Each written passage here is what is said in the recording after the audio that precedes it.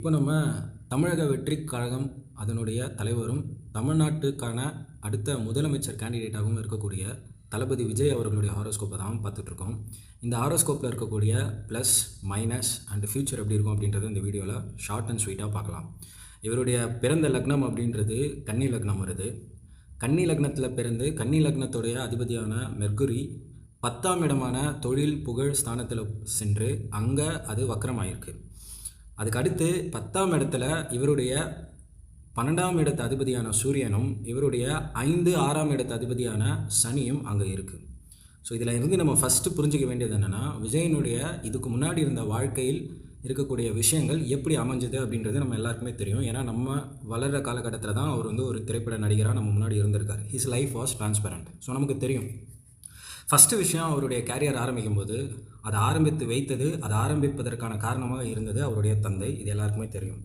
இப்போ அவருடைய தந்தை ஒரு இயக்குனராக இல்லாமல் இருந்திருந்தால் இன்றைக்கி விஜய் என்ற நடிகர் நமக்கு கிடைத்திருப்பாரா அப்படின்றது ஒரு கேள்விக்குறி தான். Because we don't know what would have happened.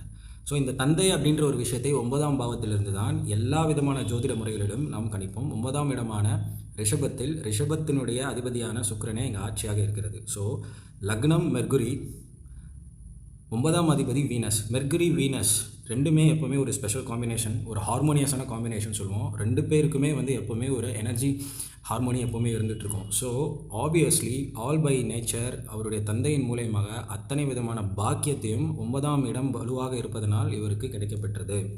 அதுக்கப்புறம் தன்னைத்தானே ஒரு மிகப்பெரிய நடிகராக அவரே செதுக்கிக்கிட்டாருன்னு தான் சொல்லணும். ஏன்னா எல்லா படமும் அவங்க அப்பா எடுக்கலை. ஸ்டார்டிங்கில் அவர் ஆரம்பித்து வச்சார், அவர் ஏற்றி வச்ச விளக்கு, அவ்வளோதான். ஸோ அதுக்கப்புறம் இருக்கக்கூடியது தொழில் ஸ்தானம். தொழில் ஸ்தானத்தில் இருக்கிறதுலேயே மிகப்பெரிய ப்ளஸ் சூரியன் தொழில் ஸ்தானத்தில் இருக்கிறது. ஏன்னா சூரியனுக்குடைய பேரே என்னென்னா சம்பாத்தியக்காரகன், லக்னக்காரகன், ஆத்மக்காரகன். உங்களுக்கு ஒரு கான்ஃபிடென்ட் இருக்குது, நான் ஜெயிப்பேங்க, என்னால் இது பண்ண முடியுங்க அப்படின்ற அந்த பேசிக் கான்ஃபிடென்ட்டுக்கான அதிபதியே யாருன்னா சூரியன் தான். ஹீலிங் பவர் அதிகமாக இருக்கும், அழகான உடல் தரக்கூடியவர், பார்ப்பதற்கு ஒரு அட்ராக்ஷன் இருக்கும், ஒரு பிரைட்னஸ் இருக்கும். அவரை பார்த்தா அவர் கருப்பாக இருக்காரோ சிவப்பாக இருக்காரோ, நான் விஜய்ன்னு சொல்லலை, பொது பலனை சொல்கிறேன்.